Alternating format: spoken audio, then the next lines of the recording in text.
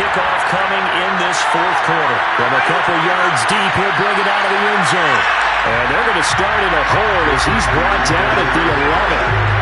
In this position, trying to get back into the game, teams are looking for a spark from their special teams.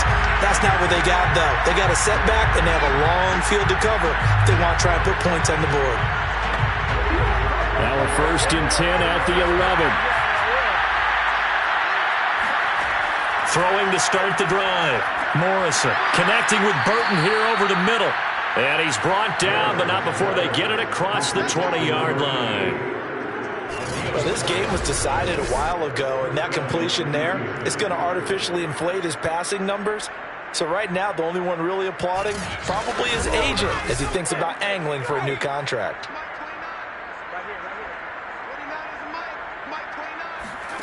On 1st and 10, Morrison. Sideline throw, it's complete. And a nice job there of keeping the toes inbounds. To throw on 2nd down, Morrison. Now he'll dump it underneath to his running back, complete.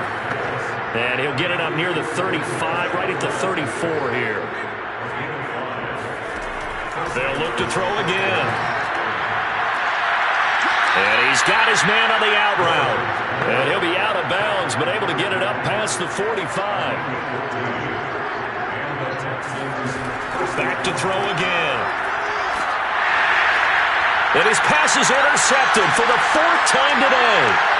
Picked off right around the 43.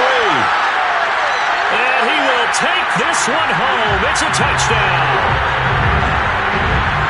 That's the story of the game. They've been suffocating all game long on defense. They were suffocating there again in a big way. And they've done it not just by out-athleting them, which is often the case, but by being able to adjust to anything they tried to throw at them and beating them into the punch each and every time. This was a defense that was well prepared.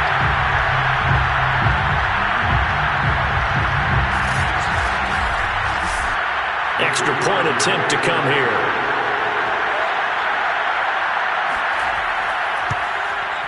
And this one was over a while ago as they just add on to their big lead. A heck of a play there defensively, getting the interception, navigating his way into the end zone for the touchdown. So they throw the pick six. They'll get another shot at it now as this one's in the air.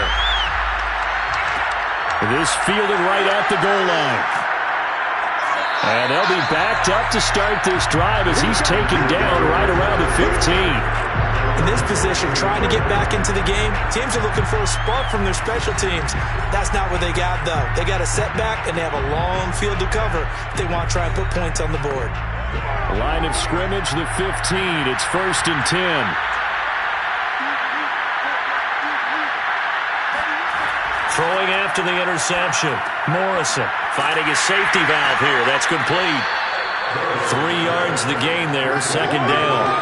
One thing I think that's safe to say defensively, the tackling's been really good. And because of that, it's been very, very hard for them to move the ball because you're not getting the benefits of run after catch. They're tackling them almost on the spot. That means they have to run extra plays, harder to move. And he's going to go down. Back at his own 5-yard line, it's a sack. The defense rising to the challenge and setting them back on the sand. We've been around this league for a while, and many coaches never pull their starting quarterback, almost no matter the situation. In this case, though, I think he's got to make a decision. He's taking a pretty good beating out there. Yeah, and with the deficit, maybe not wanting to risk an injury. Facing the prospect of a punt from their own end zone, they need some cushion. Let's see what they can do on 3rd down. From the gun, Morrison. Looking for his running back, and he's got him. And he's going to come up well short as they rally up to stop him at about the 16. It's a gain of 11, but they're still well short. It's 4th down. Brandon, it certainly looked like they had that play defended well, but it still almost worked. Got it to the running back. He wound up getting really good yardage out of it. But it was 3rd and long, and they were able to rally and stop him before he could get to the marker. The Texans send the punter out, standing just outside his own goal line.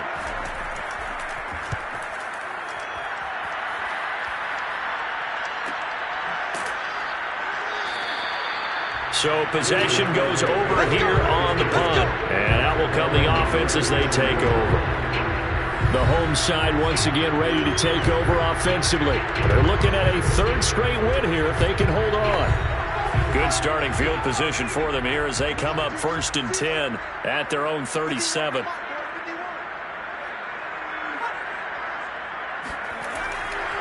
They'll try and run some clock here as they keep it on the ground. And he can only manage to get a couple. 2nd and 8 coming up. The last run got a couple. Here's 2nd and 8.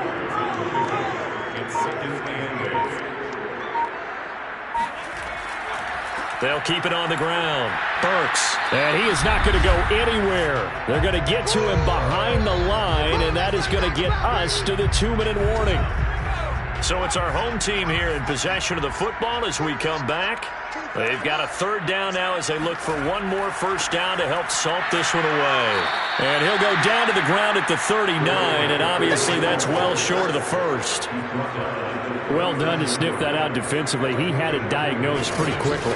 I love that description because diagnosed is perfect on that one. Read his keys, made the play, and he couldn't even get going moving the football.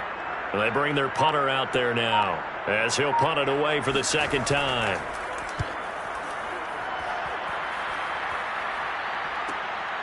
And this will be taken at the 13. They'll call it a punt of 44 yards. The return was for 7. And the Texans will take over with a 1st and 10. Houston set to take over. Let's just be frank. They're playing for pride at this point. That's all that's left because victory, not a chance now. And I can't wait to see how they actually go about doing it because there are a lot of people watching the body language of the guys on the field now. And if they call plays they want executed, they need to do that and do it really well. Otherwise, there could be repercussions. We'll see how they handle the waning moments of this one. Offense for them has been at a premium. You wonder where plays like that have been all game long. They're thinking the exact same thing themselves, but they're also looking forward now because now these plays are really for next week, trying to get some momentum going. From up near the 40 now after the big play to start, here's another 1st and 10. Operating from the gun, Morrison. And he's got his man in stride, complete. And he's tackled a yard short of the marker. Good gain of 9 on 1st down. I always laugh when people say, what's the toughest route to defend? And I'm like, any of them, especially if it's a good receiver. That makes things very difficult. But when you're running a drag route, something short, shallow, going through defenders, using guys almost as screens in order to get open, that makes things tough for guys trying to get to the football. A 2nd down pass play there, but it's incomplete. Again, he'll drop to throw. And this is incomplete. Oh, it looked like he had a pretty good line on that one. That would have been a big play, but he could not pull it in. And the punt team on now as this one's sent away. And no return here. Where will they spot it? They say just outside the 20-yard line. So here is the home side to take over on offense. They have the dream scenario you hope for coming into the game. Just one kneel here, and this game should be over.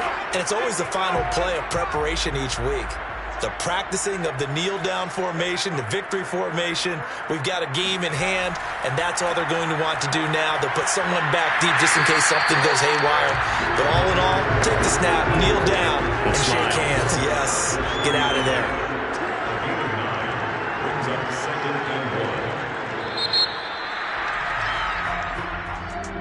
Charles, it's one thing to win. It's another thing to win and put up the amount of points that they did.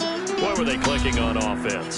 They can't help but feel great about themselves, can they? I mean, what a game to put up that number of points, continually feeling they're moving the ball and things are working and clicking. They think that they can bottle this and carry it with them. And as an offensive coordinator, you just don't think you can do anything wrong. Whatever you call, run, pass, it's all going to work. That's called being in the zone. So for the home team here, they continue to put themselves in position for a first-round bye as they move to 8-2. And they'll hit the road next week to take on the Buffalo Bills. Meanwhile, for the Texans, we'll see how this affects their playoff standing as they fall to 7-4 now on the year. And they'll look to get back on track next week as they travel to Denver to take on the Broncos.